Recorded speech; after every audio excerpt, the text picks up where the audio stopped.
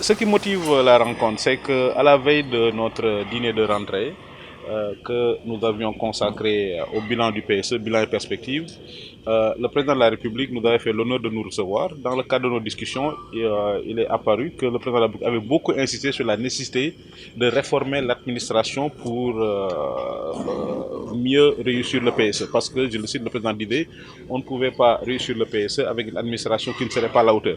Et nous, on s'est posé la question, qu'est-ce qu'il faut faire pour que l'administration soit à la hauteur? Est-ce qu'on peut émerger avec une administration qui date de Napoléon? Donc c'est pourquoi on a initié ce cycle de conférences. Parce que comme vous le savez, on dit que l'homme est au début et à la fin du développement. Aujourd'hui, nous, à l'ADENA, nous pensons que le fonctionnaire, l'administration est au bout et à la fin aussi de l'émergence. C'est pourquoi nous avons initié cette rencontre.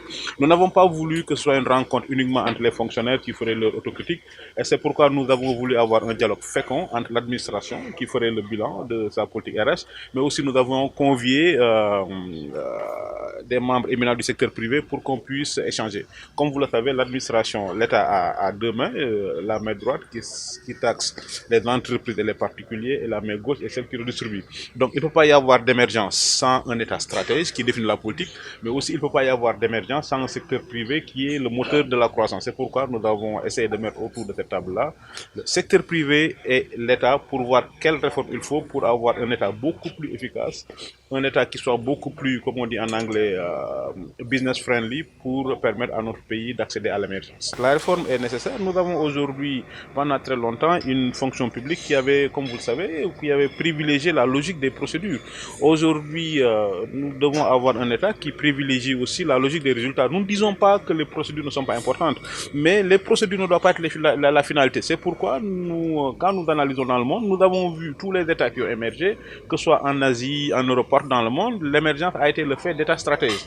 Et aujourd'hui, quand tu fais parles d'État stratège, il te faut forcément des ressources humaines qui soient à la hauteur. Donc c'est pourquoi nous disons que les fonctionnaires peut-être sont très bien formés à l'école nationale d'administration, mais il faut qu'on insiste beaucoup sur la formation continue.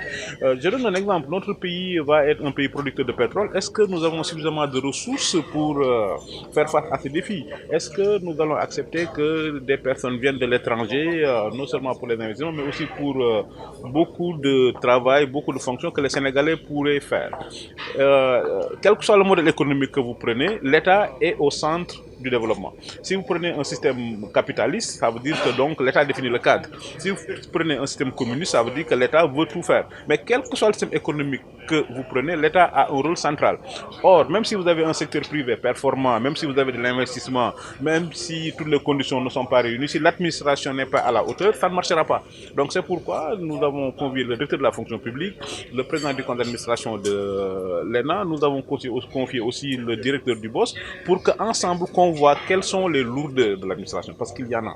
Quels sont les goulots d'étranglement de l'administration pour avoir une administration qui soit à la hauteur aujourd'hui du grand défi qui interpelle notre pays, qui est l'émergence. En matière de ressources humaines, la rémunération est très importante, mais la rémunération n'est pas le principal levier de motivation. Le principal levier de motivation, il faut que le salarié sente que son travail est utile. Il faut que le salarié sente qu'il travaille pour, comme disait l'autre, le développement, c'est la mobilisation des énergies individuelles vers un projet collectif. Ça veut dire que quelqu'un peut être très bien payé, mais s'il n'est pas motivé, s'il sent que son travail n'est pas valorisant, s'il sent que l'exemple ne vient pas d'en haut, et puis la motivation va être brisée.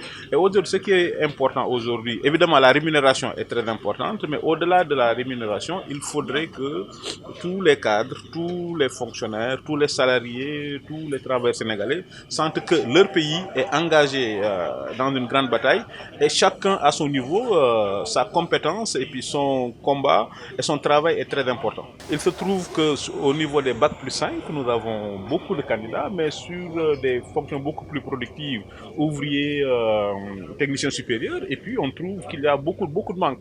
Et c'est ça aussi, sur certains secteurs où ça demande une qualification très pointue, nous n'en avons pas. Et c'est pourquoi nous avons voulu faire le répertoire des métiers, des compétences pour mieux préparer notre jeunesse, notre administration à ces grands défis qui nous interpellent.